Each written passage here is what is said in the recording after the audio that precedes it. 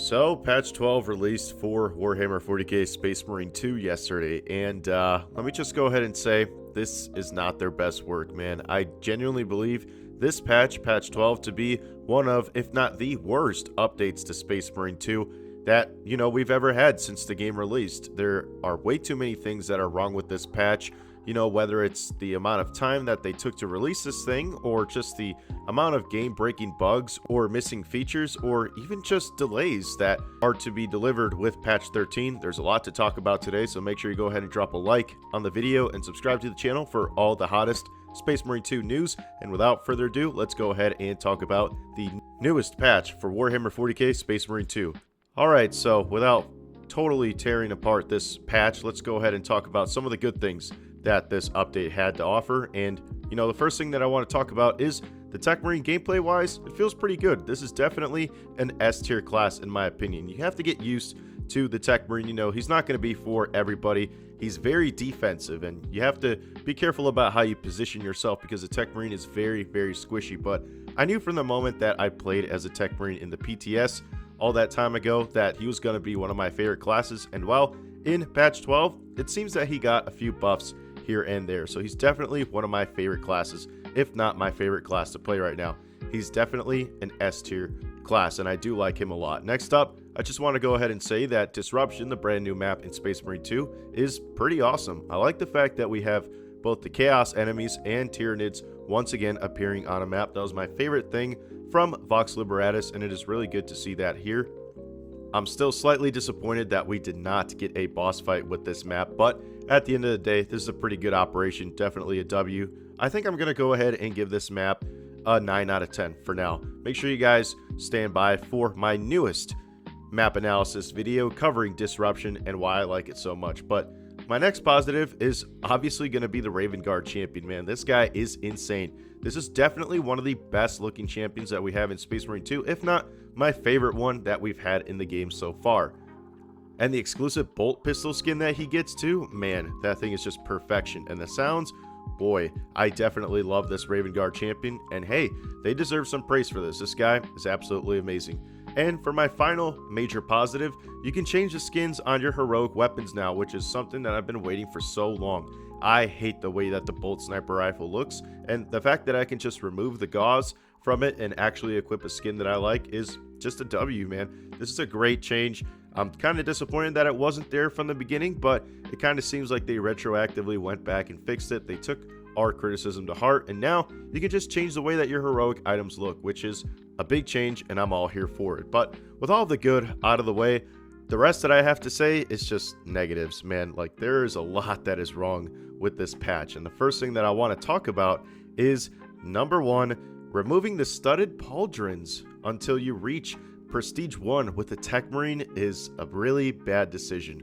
Of course, you guys can go ahead and look on screen where Mizolf is telling everybody that the reason why they did this is because you have to eat Prestige 1 with every single class, and now since the Techmarine was added, well, you have to get Prestige 1 with that class. And you guys can kind of see how he's being a little bit of a jackass, which tends to be a running occurrence with Mizolf yesterday. I don't know, yesterday he was just in a bad mood or something, but he was being a real jackass, and you guys can kind of see why he puts that emote at the end there. He's like mocking us. But I think this was definitely a pretty bad decision. It's really anti-consumer to take away a cosmetic item that a lot of your player base has already unlocked and remove it in order to force them to have to unlock it again by prestiging the Techmarine. Prestiging the Techmarine is not that hard. I mean, you could just do that within a couple of hours of playing, but I still think it's a pretty bad anti-consumer practice because we already earned it. Stop taking it away. If you're going to implement that further, do it for players who have not reached Prestige 1 with all classes yet. Do it that way. Don't take it away from everybody just because you want to move this and change this moving forward.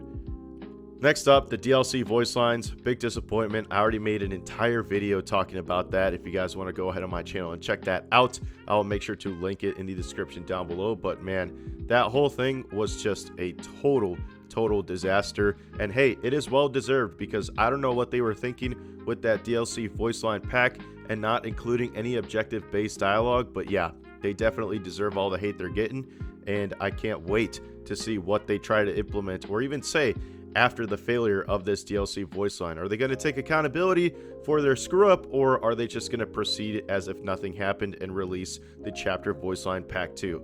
I guess we're going to have to wait and see. But next up, I do want to say that the Techmarine Cosmetics are kind of lacking, like I wasn't expecting the Techmarine to have every single cosmetic item that we have in Space Marine 2 leading up to this point, because the Techmarine in and of itself is kind of like its own armor frame.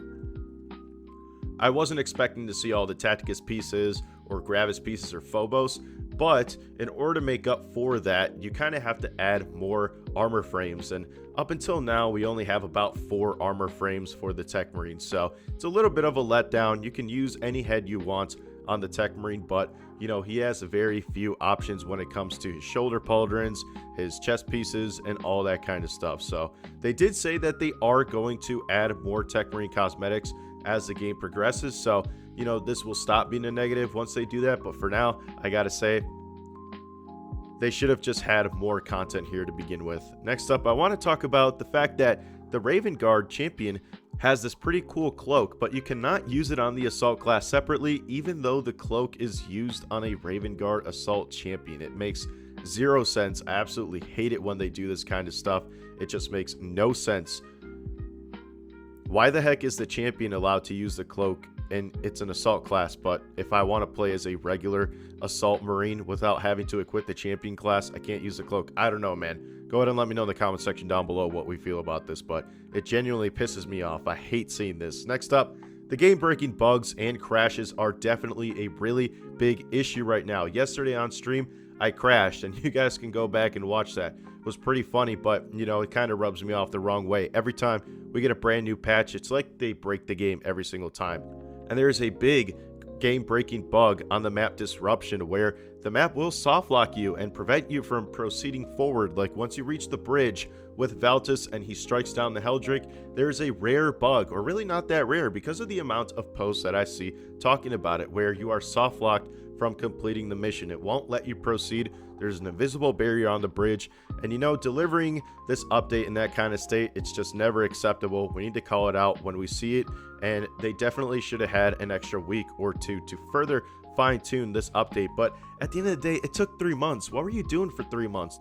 Did you just have your thumb up your ass the whole time? I do not know. But next up, let's go ahead and talk about the Battle Barge expansion that was delayed. Yes, you guys heard that right. This patch was originally going to have a Battle Barge expansion where we were going to see like a testing area to fight against all the different mobs and bosses that are in Space Marine 2, but they did decide to postpone this until the next update, that is patch 13. By the way, just remember that they are now very behind schedule. According to the roadmap, patch 13 was supposed to release in the first quarter of 2026. The way quarters work, if you don't already know, is you just break it down into 3s. You have 4 quarters, 3 months each. If you guys didn't already know, the end of quarter 1 is already in the month of March. And there is just no way we're going to get patch 13 in the month of March. That is just crazy. I think the earliest we're going to see patch 13 is at the end of April or in the middle of May. Sometime around there. I do not expect this update anytime soon, which means that all further patches after patch 13 now have to be delayed as well. Also, my next issue with this patch is that it took 3 months, and Mizolf said that they had to meet this deadline, which is just crazy to me that after so much time of development, 3 months they had. The last update we had was in November. They had December, January, and February to work on this update, and they still had a deadline they had to meet. You guys can just see the way that Mizolf is talking about this thing, where somebody asks him about the current state of the game or if something happened during production, and Mizolf just responds with, sometimes it's not about being happy, it's about having a deadline to release content. Well, go ahead and shove your deadline up your ass, because we don't care about deadlines, and you guys over at Saber shouldn't either. I know it's not your fault as the developer that you guys have these deadlines in place. It's your higher ups and it's your leadership.